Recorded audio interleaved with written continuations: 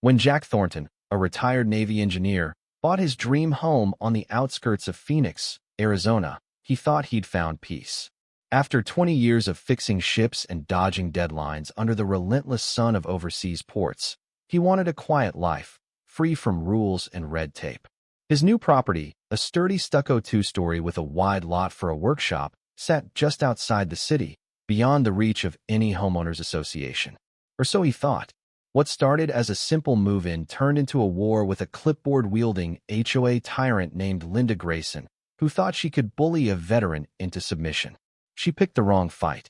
Jack had triple-checked the paperwork. The title company swore his parcel was independent, untouched by the Desert Vista HOA that governed a nearby gated community. He'd even hired a real estate lawyer, Susan Whitaker, to confirm it. The deed was clean, the zoning map clear, his land was his own. Jack, a man who'd spent decades following orders, wasn't about to let fine print ruin his retirement. He arrived with a truck full of tools, ready to build his sanctuary. But on day one, Linda showed up, striding down his dirt driveway in crisp yoga gear, clutching a clipboard like a weapon. Her pinched lips and sharp gaze screamed control. "Are you the contractor?" she snapped, eyeing his toolbox. "No, ma'am," Jack replied, wiping sweat from his brow. "I'm the owner." Her face twisted like he'd insulted her. "You're not in our registry," she said, clicking her pen. Jack chuckled. "That's because I'm not in your HOA." Linda's eyes narrowed. "This area falls under Desert Vista's jurisdiction." Jack pulled out his folder. "Deed, zoning map, county letter. This lot's independent. Want to see the lawyer's notarized statement, too?" She didn't take the papers, just stared. "I'll verify this with the board," she hissed, then spun around, muttering about outsiders as her sneakers left perfect prints in the dust. Jack shook his head. 2 days in, and he'd already met the neighborhood dictator. By Sunday, Linda was back, rolling up in a silver BMW like she owned his driveway. She stepped out with a new clipboard and a smug smile.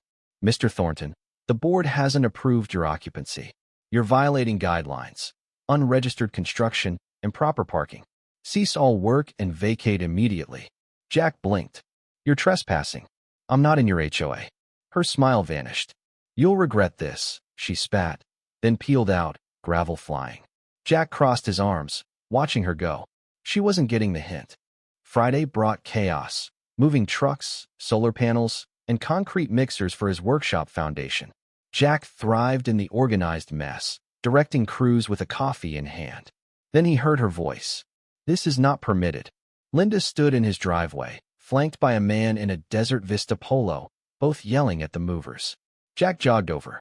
"Ma'am, you're not authorized here." Linda jabbed her clipboard. "You're disrupting the community with unvetted personnel and obstructing traffic." Jack pointed at the gate separating his lot from her neighborhood. "This is private land. No through street." She didn't budge. Instead, she dialed 911, claiming Jack was a suspicious trespasser with unlicensed trucks. The movers froze, but Jack waved them on. He wasn't letting her derail a $3,000 day. 2 sheriff's deputies arrived, lights flashing. Deputy Martinez, a tired-looking man, asked for ID. Jack handed over his license and his folder.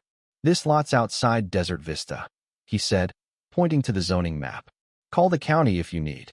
Martinez studied the papers while Linda ranted to the second deputy, waving her arms and calling Jack a squatter. After a tense exchange, Martinez stepped in. "Ma'am, this property's not in your HOA. There's no crime here. False emergency calls can lead to charges." Linda's face flushed. "You're taking his side." "I'm taking the law's side," Martinez said. Jack exhaled. "Can I unload my sofa now?"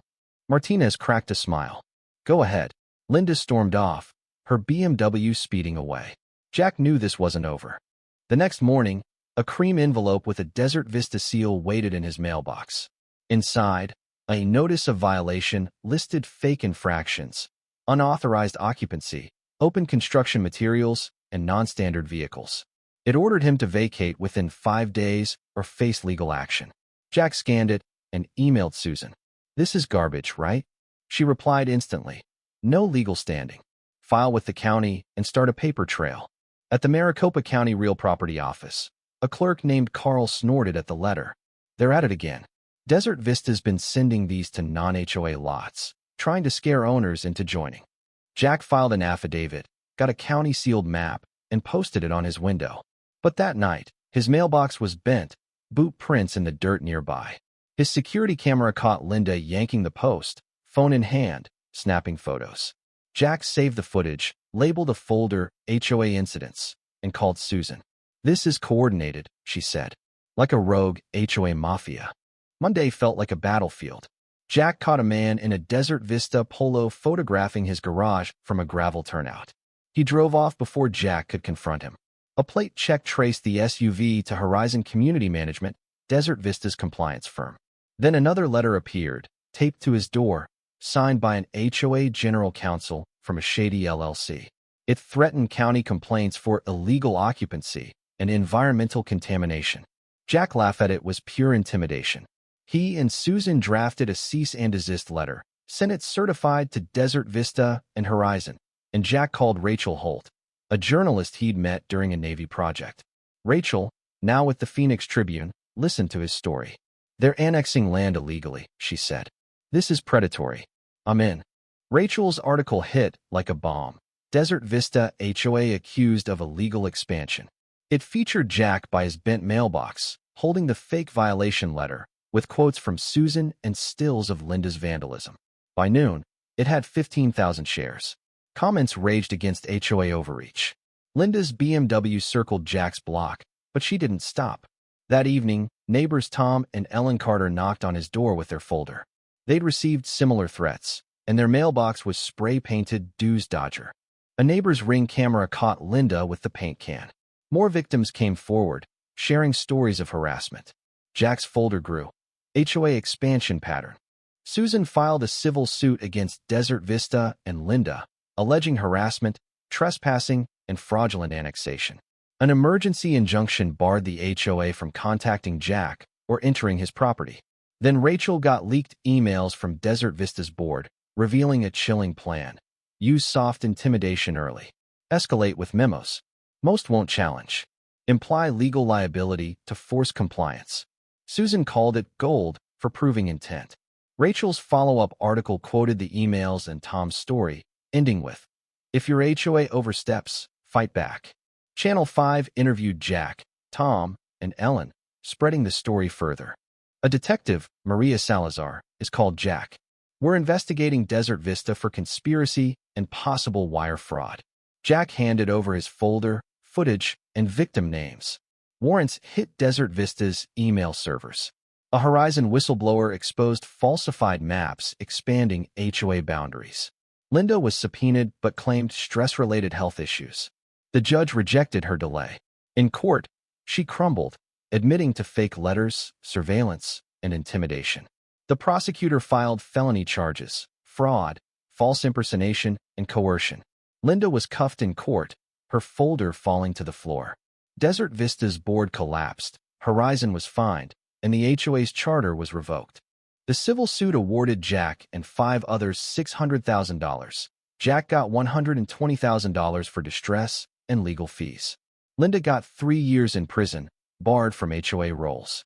Jack finished his workshop, solar panels humming. He joined a county homeowner rights committee, ensuring no one else faced such tyranny. A sign on his fence read, "Private land. No HOA. No trespassing. No tyrants." Jack won because he documented everything, shone light on lies, and fought smarter. His story sparked a reckoning, proving one man can topple a bully. Have you faced injustice or abuse of power? Share your thoughts below. Where do you stand on standing up to tyranny?